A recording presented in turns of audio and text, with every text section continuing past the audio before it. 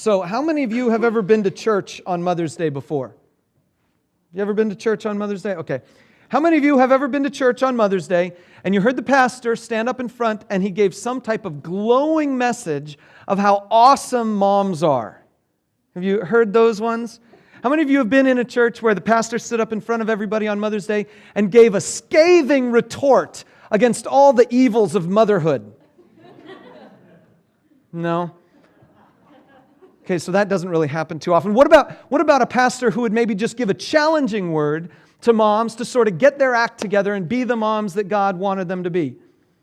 Yeah, there are like a few of them. The majority of Father's Day messages go in that direction. The majority of Mother's Day messages are on this other end of things, the glowing kind of thing. I'm not sure what the reason is for all that, but how many of you have ever heard Proverbs 31 used on a Mother's Day? I have some friends through Facebook that I barely knew in college, but now we talk. And so in the circle of friends, a few of them happened to be ladies who were complaining about Mother's Day and how they generally like to skip church on Mother's Day. And this one lady said, if I hear another message on Proverbs 31, I think I'm going to barf. Well, I've never taught on Proverbs 31, but I've been planning on teaching on Proverbs 31 today. And then I saw that message and I thought, I'm in trouble now. What if there's some ladies who actually get physically ill because I'm... No. So we're going to Proverbs 31, and there's a reason that this friend of mine wants to barf. And so if you flip there, you're going to find out a little bit as we go through this, but it's Proverbs 31. If you're using the Bibles that we've got in the back, it's on page 463. Proverbs 31. I'm going to read just a selection of this. It begins in verse 10, and this may make sense to you. It may not make sense to you. I'm not exactly sure if it's even important, but as you're turning there, I'll tell you that this poem from verse 10 through verse 31 was quoted by Jewish people around the dinner table just about every night. And particularly the fathers and the sons would quote this, and I'm not sure why. Maybe the fathers were trying to remind their sons of the kind of girl they should look for. Maybe the fathers were trying to remind the wives of the kind of woman they wanted them to be.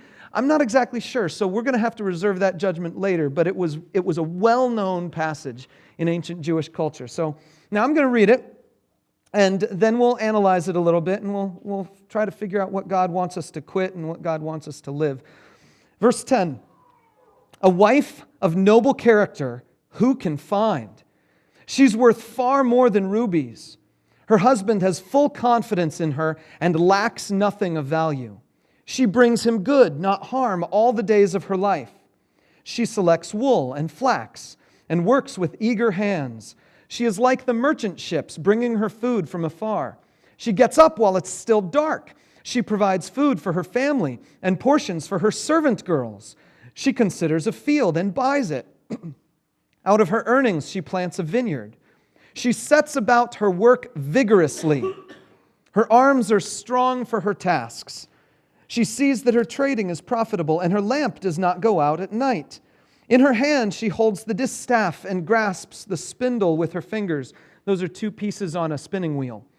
She opens her arms to the poor and extends her hands to the needy. When it snows, she has no fear for her household, for all of them are clothed in scarlet. She makes coverings for her bed. She is clothed in fine linen and purple. Her husband is respected at the city gate, where he takes his seat among the elders of the land. She makes linen garments and sells them, and supplies the merchants with sashes. She is clothed with strength and dignity. She can laugh at the days to come.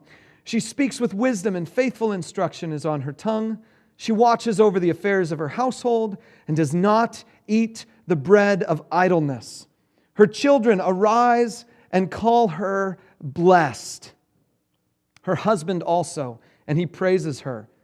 Many women do noble things, but you surpass them all. Charm is deceptive, and beauty is fleeting. But a woman who fears the Lord is to be praised. Give her the reward she has earned, and let her works bring her praise at the city gate. Now, I'm not sure if you picked up on some of the reasons why my friend might not like that passage. But it's very domestic. It's very industrious. It's describing a supermom, basically, I mean, it really is. I tried to write down a list on this piece of paper of all the things that she does. And so I printed them on your note sheet. If you have that with you, go ahead and pull that out. And I just listed them out here. The top one there, I mean, if this isn't enough for you, she pleases her husband consistently. It says he doesn't lack any good thing. And she's the one who's providing all these good things for him, okay? She wakes before dawn. She stays up into the night. She feeds the family well. She dresses the family well, mind you, in clothes that she made, from fabric she wove, from thread she spun, from flax she selected. She decorates the bedroom and dresses attractively. That's the dressing in purple and fine linen, it says. She sells extra clothing for money, so she made more than her family needed and is selling the rest. She invests in land, business, and trade. She helps the poor. She teaches with wisdom. She laughs at the future because she is prepared. And on top of it all, she doesn't mind at all that her husband gets all the recognition as he sits with the elders of the town. So she's waking up before dawn to go select flax and weave this stuff into fabric that she can make, and all this stuff, and she's cooking and she's cleaning and she's doing all this stuff. And her husband walked into town where he's sitting next to the town leaders doing town leader sitting. I mean, and so that's her character right there. She's like, yeah, let him. He's doing his thing with his guys, friends. So I don't know what, but maybe you've gotten to the point where if you're familiar with this passage, you would say something like this: that's too high a standard. I can't possibly keep that. Maybe you would begin to recognize that this woman is unbelievable. I would say that for many women, and like I said, I'm not a woman, you know that. So I would say for many women, this passage feels like the Christian version of what you find on the racks of Target as you're beginning to check out. All the magazines of all the women that you're not. I think I've shown some of you some of these pictures before, but I've got a couple pictures just to try to prove a point, okay? Because here is the deal. We look at our society and we see pictures of women all the time and we say, that's what beauty must be. And sometimes people would look at this list in the Bible and they say, that's what noble character must be. All these things, the workaholic mom, that's what it must be. And so I'm trying to draw an analogy to let you know something. First of all, here's this picture. Check this out. This is an image that you might say is a standard American picture of beauty, okay? But if you were to see what this lady looks like without all the doing up, it's this. You can tell it's the same person, and she's got a beauty of her own, but it's completely different from this North American standard of what people think is supposed to be beautiful. Here's another one, okay? So there's this lady, and this is what she really looks like, okay? And then the most amazing one of all, I found this one, okay? Many of you have seen this, okay? On People magazine, Jennifer Lopez was recently named the world's most beautiful woman. I don't know if you know this, but according to People magazine, you lose.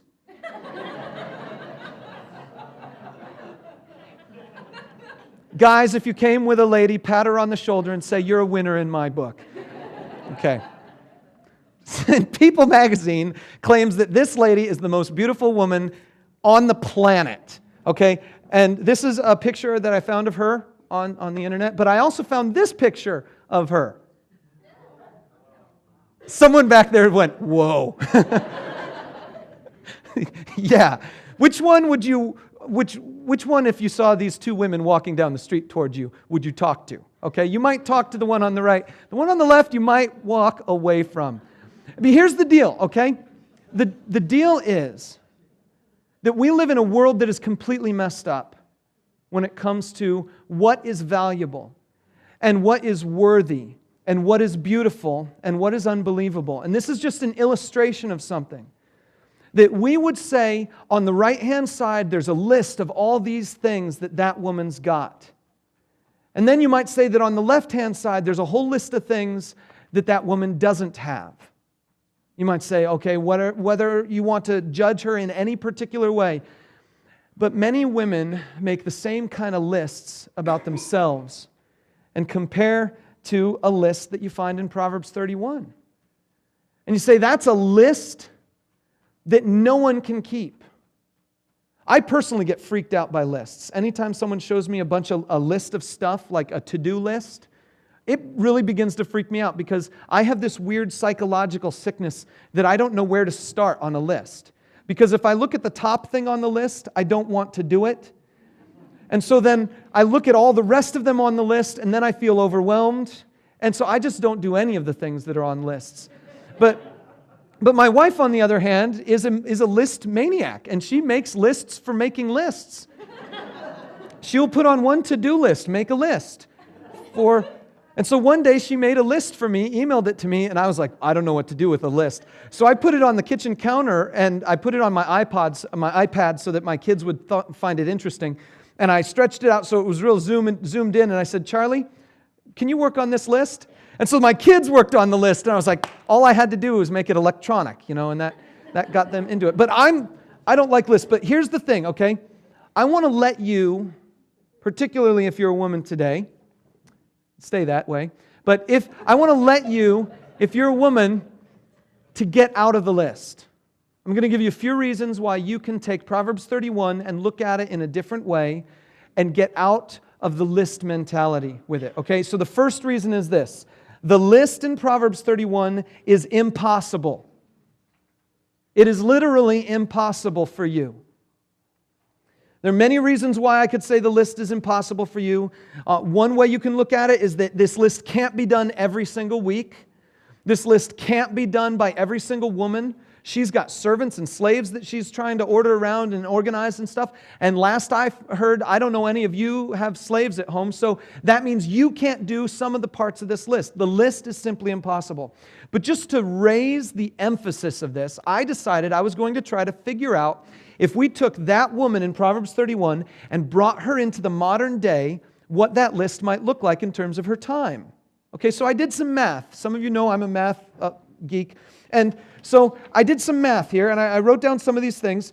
First of all, let's just assume that if she went to bed after it's dark and woke up before it's day, then she's probably doing something like going to bed at 11 and waking up at 5, getting a good, strong 6 hours of sleep every night. That's what this woman seems to be doing. So let's just say that.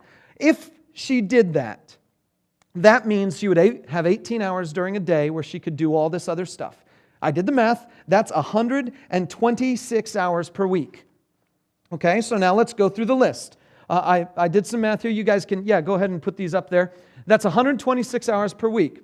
Okay, so the next one is she feeds her family. How long does that take? I've never fed my family. I just cook sometimes, but my wife is the one who manages all the organizing of the food. So go ahead and put this one up. Feeding the family well, I estimated 4 hours a day for cooking, eating, and cleaning. If any of these are underestimates, some of you women just say, whoa. Okay? But then the next one, I put 3 hours a week for planning and shopping, so that's 31 hours a week. Okay, next one. We've got dressing the family well. Because I'm a nerd, I tried to figure out how to calculate the amount of time for dressing children. And so I came up with this formula. It's 5 minutes per kid per year under 10. So if the kid is 5 years old, that means that's 5 years under 10. 5 times 5 is 25. A 5-year-old, it probably takes the mom 25 minutes to get that 5-year-old just dressed. Okay? Some women say, whoa, okay? But then for a 10-year-old, you should be able to just kick them out the door. So dressing the family well, 5 minutes per year per kid under 10. 1 hour weekly shopping, 1 hour per person for laundry. That's about 8.5 hours. If you had a family of 4 with like 2 kids, 8 and 6. That's just how I figured out about 8.5. Let's do the next one. Decorates the bedroom, okay? It talked about how she adorns her bedroom. So decorating the bedroom, maybe an hour. I don't know. You got to put like precious moments around or something. Next one.